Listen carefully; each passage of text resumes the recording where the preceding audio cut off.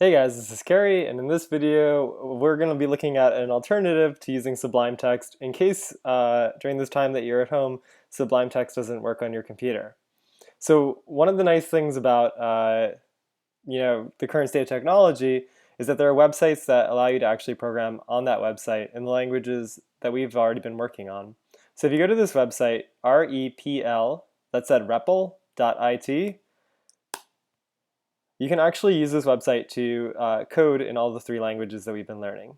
So I want to show you a couple of examples. So first off, you have to log in. And you can log in with your school Gmail account or whatever Gmail account you prefer. So it might ask you to select one. It might ask you to make a user login for that. I've already made one a couple of years ago, so it's not asked me to do it. Whatever it asks you in terms of like what languages you're interested in, you can skip that, and you can go to this folder called My REPLs. So we're going to be creating a new REPL in this video, and let's see, it asked me what language I'm creating my REPL in. And so if you scroll down, skip the original ones that say things like JavaScript or whatever. We want to do one in HTML, CSS, and JavaScript. And then we can name it example. And then we'll create our REPL. And so what this will do is it'll actually give us access to an entire programming interface that looks very similar to Sublime Text. So it turns out that you're actually able to code completely in here using the same skills that we've learned. And naturally, REPL wants to separate the HTML, JavaScript, and CSS into three separate files. But what you're about to see is you don't have to do that. In fact, you can ignore this script.js file.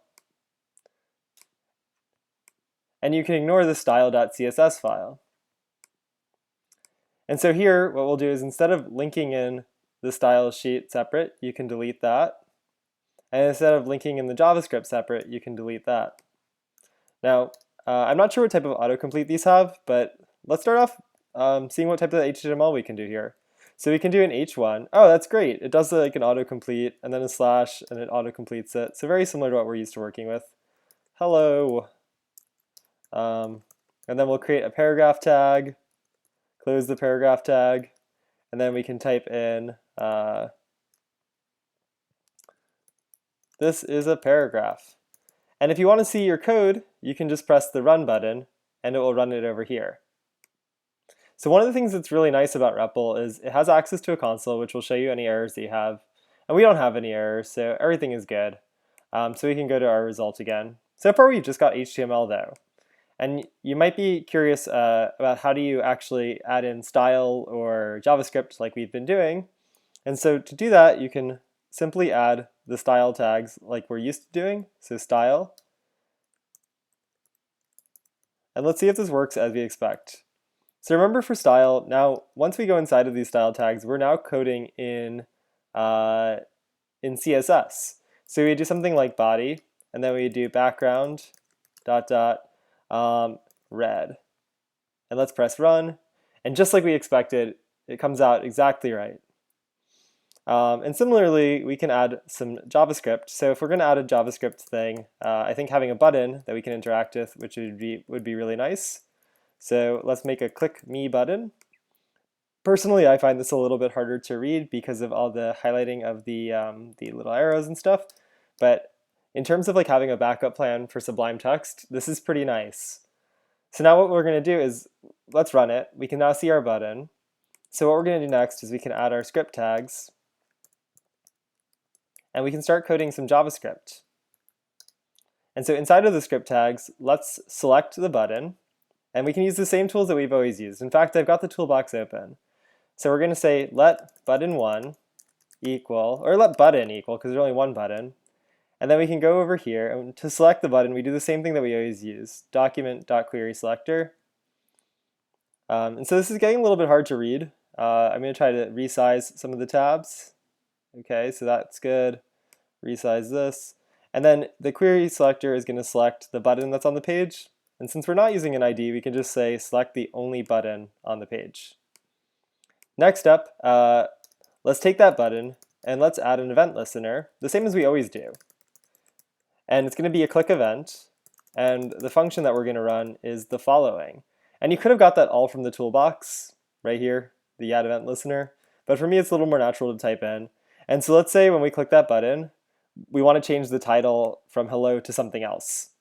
So in order to do that, we need to also select the h1. So let's say let h1 equal, and then we'll do document.querySelector, and we'll select the h1 element.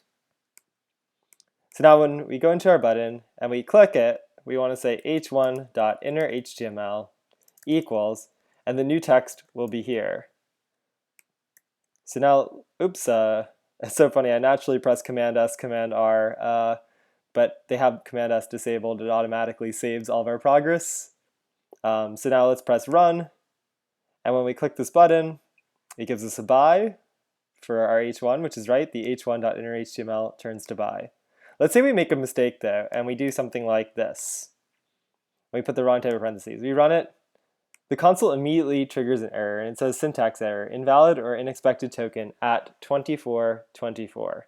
And I'm still getting used to reading the error messages here, but I think that this means on line 24. So let's just see what that looks like again.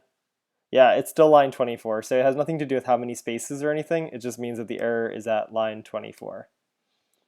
All right, so fixing that would mean making sure that the quotes match. And what's nice is if you highlight this quote, it kind of shows you which one is matching, which is really cool. All right, so now we run it again. We get no errors in the console. We can change back to the result and click the button, and we get what we expected. So this is pretty nice. Now, a couple of things remain for me to show you, which is what if you want to use some old code, and also what if you want to access this file? So if you want to access this file, let's say we go back to our login. You can just click your little icon to go back to your login here. So we'll go My REPLs, and I've got this example one, and in order to view it, I can just click this example.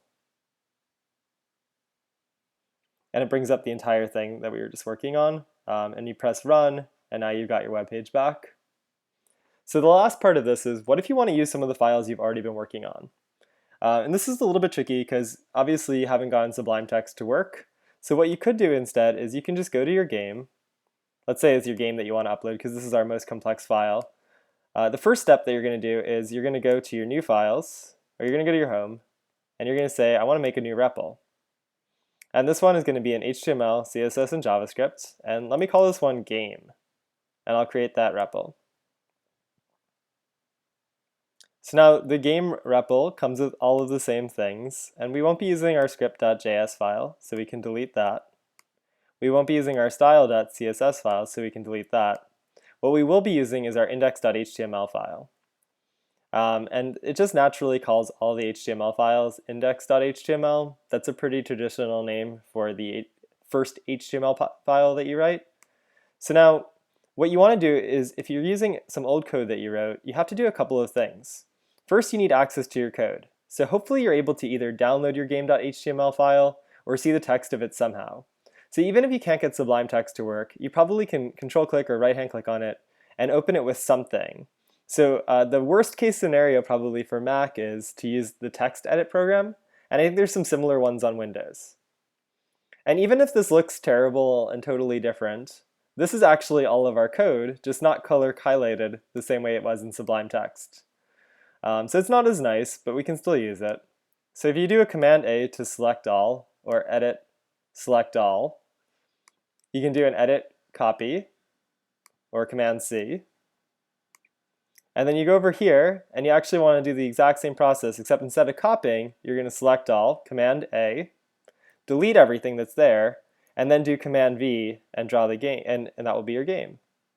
So I zoomed in a bit on the last one so you could read it, but if you use Command minus to zoom out, or Command plus to zoom out, then things are working pretty good here. And this looks like our game. I mean, the colors are different and everything, but we're going to run into a bit of a problem, so I want to show you how you can solve that problem. So if you press run, it looks pretty good, actually, for a first attempt over here, but we can see that we've got some errors in the console. It's trying to draw the image, but this website doesn't have access to the images that are on our computer. So in order for us to get access to those images, it's very easy. So what we're going to have to do is we're just going to have to drag all of the images from here in our folder into the files. From here in our folder into the files. Oh, I should also grab the sounds as well while I'm at it, because we're going to be using those sounds. The one you don't have to drag over is game.html, although I suppose you could have done that, actually, instead of copying and pasting all of this into index.html. Monster.png, playerimage.png, and I think I've got them all now. Now that I think I've got them all, let's press run. So the console has no errors, so we go over to the result, and there's our game being played in the browser, just like it usually would be. Let me try that one more time. Oh, man, it's hard because I'm losing the game. You do need to click on this. Wow, the spawn thing could be anything else that would be better. Okay, so you do need to click on this screen over here in order to start controlling your player, but it's pretty fantastic that you're able to do this. And you guys can't hear it, but the sounds are working and everything. It's exactly like how we would expect it to run. So I hope this is a good alternative to using using Sublime Text for those of you that are stuck.